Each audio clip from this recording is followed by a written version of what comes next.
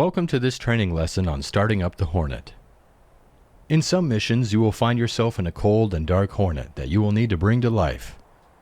While this can be a rather long process as described in the manual, you can also enable the auto start function. However, for this lesson, we'll review the full startup procedure. Press spacebar when you are ready to get started. The first thing we need to do is enable the two batteries. This will allow operation of the canopy and power the engine igniters. You'll also notice that the integrated fuel and engine indicator, or IFE, in the lower left portion of the instrument panel will have power. Move the battery switch to the up or on position with a right mouse button click.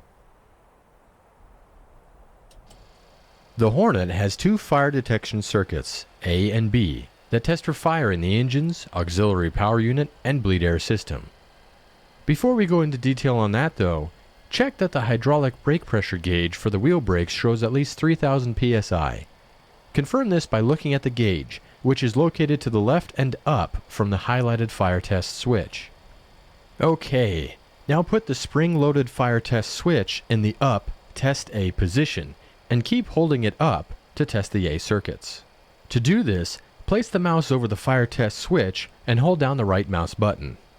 Keep holding the mouse button down and do not release it until it runs through all the fire test audio warnings.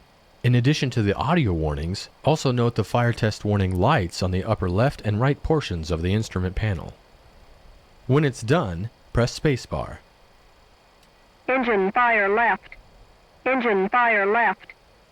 Engine fire right. Engine fire right. APU fire. APU fire. Bleed air left. Bleed air left. Bleed air right. Bleed air right. We will now do the same thing for the B circuit. After waiting 10 seconds, place the mouse over the fire test switch and hold down the left mouse button to move the switch in the down test B position. Keep holding it down and then release it once all the fire warning audio messages have been played. Engine fire left. Well done. Engine fire Press left. spacebar. Engine fire right. Engine fire right. APU fire. APU fire. Bleed air left. Bleed air left. Bleed air right. Bleed air right. Good job. Note that in the top left portion of the IFE, you can see the RPM and temp of both the left and right engines. These will be important for when we start the engines. We will now turn on the auxiliary power unit, or APU. This is a small, self-contained engine that augments the bleed air system and will start turning the engines for engine starts. Place the APU control switch in the up or on position with the left mouse button click. Once the green light next to the APU switch comes on, move the engine crank switch to its right position, marked by the R, with a right mouse button click. This will allow the APU to power the Air Turbine Starter, or ATS, which in turn allows the Aircraft Mounted Accessory Drive, or AMAD, to start turning the fan blades within the right engine. Once the right engine RPM has reached 20%, as indicated on the IFE, move the right throttle from off to idle by pressing right shift home. This in turn will introduce fuel into the engine combustion chamber and start the igniters. Once the right engine RPM has reached 60%, the right engine start cycle is complete and the right generator is automatically engaged. Once at 60%, press spacebar.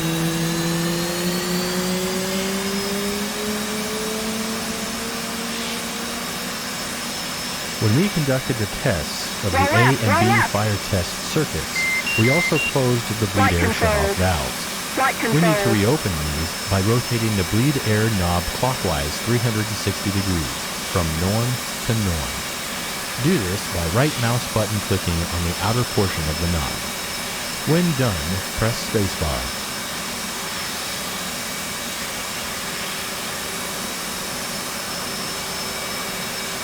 With the right engine running and generator power on, place the left and right digital display indicators, or DDIs, to the day position using right mouse button clicks on both brightness selector knobs. Next, rotate the HUD symbology brightness control knob clockwise by placing your mouse over it and rotating your mouse wheel forward. Once you see video displayed on the left and right DDIs and HUD, press spacebar.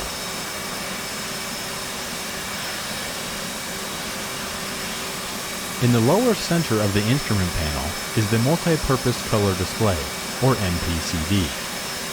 Rotate the power and brightness control knob to the full bright setting by placing your mouse over the knob and rotating your mouse wheel forward. It will take a few moments to power on. Press spacebar once you see video displayed on the MPCD.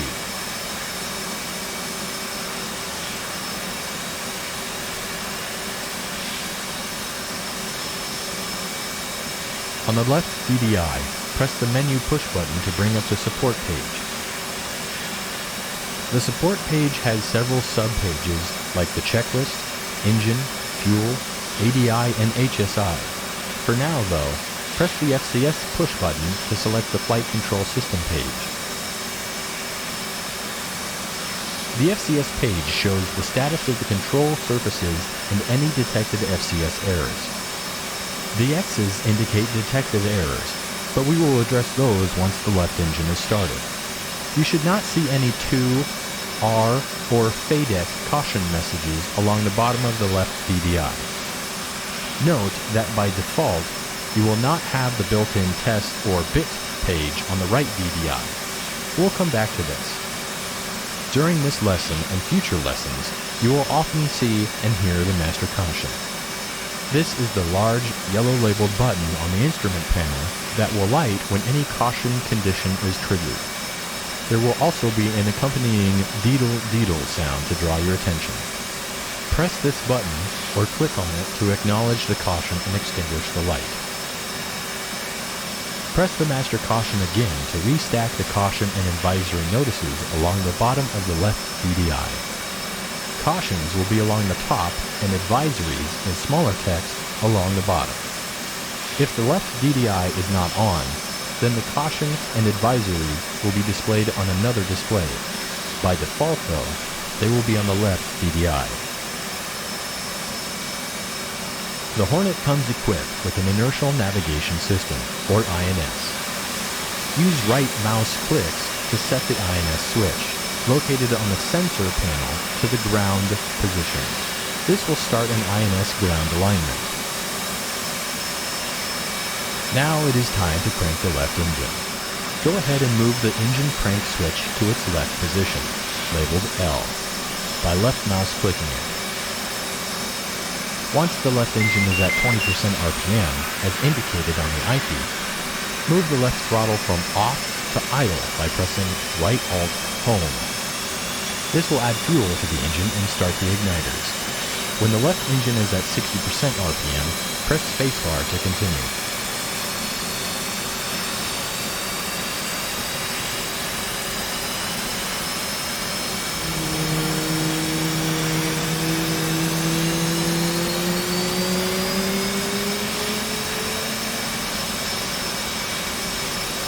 On the FCS page, we have quite a few X's indicating abnormal FCS readings. To clear these, press and hold the FCS reset button. Located in the back of the left console is the panel for the onboard oxygen generation system, or OBOG. Go ahead and set the OBOG switch to its up-on position. To the left of the INS switch is the radar switch. Set this switch to the operate position using your right mouse button. Don't worry, the radar will be in silent mode. You won't microwave the ground crew.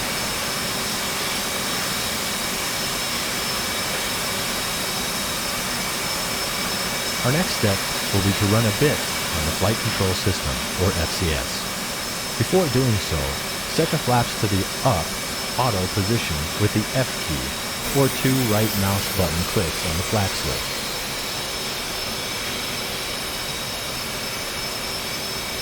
We'll now run a bit of the flight control system. This moves the control surfaces to their limits to test for any software or mechanical errors. First, select the FCS bit page from the bit page on the right DDI.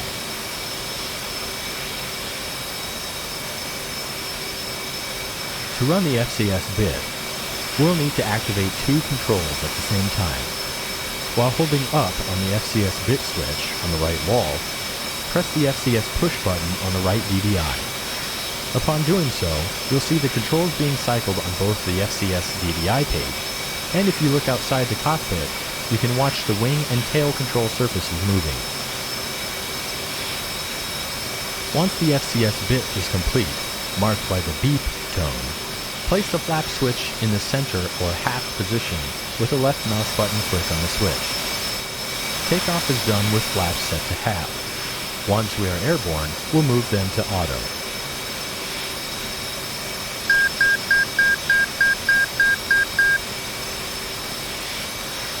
For takeoff, we will want our stabs trimmed for 12 degrees. To set this, press and hold down the takeoff trim button. Upon doing so, you will also notice that the stab values on the FCS page will change to 12. The leading edge flaps, trailing edge flaps, and rudder should all have values of 30 degrees. You should also have no X's on the FCS page. Uncage the backup ADI by placing your mouse over the SAI cage knob and rotating the mouse wheel aft until the red flag is stowed. Close the canopy by holding the canopy control switch in the down, closed position until the canopy is closed. Do this by pressing the key combination or placing the mouse over the switch and holding down the left mouse button. Once the canopy is closed, press spacebar to continue.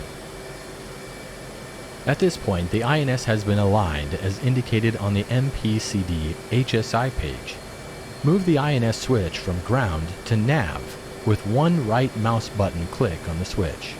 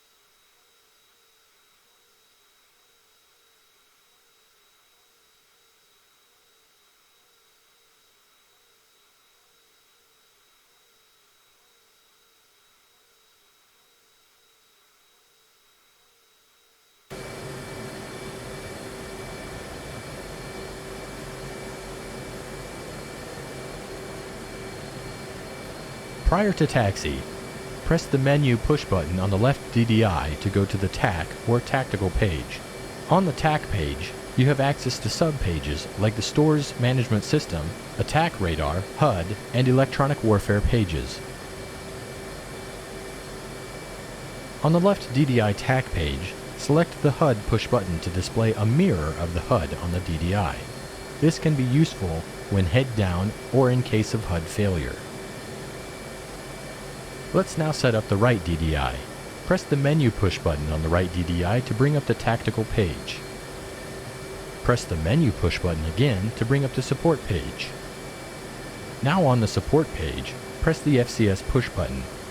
We will want the HUD on the left DDI and the FCS page on the right DDI when we taxi and take off.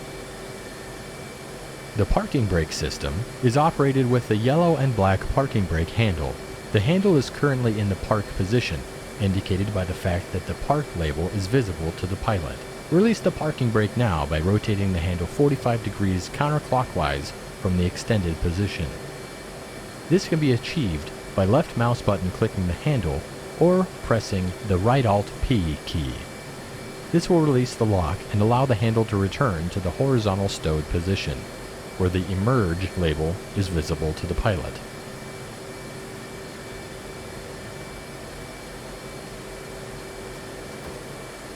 This concludes the current lesson on starting up the Hornet. As mentioned earlier though, there is also an option for automatically starting up the Hornet by pressing the left Windows Home key. You can end the lesson now by pressing the escape key.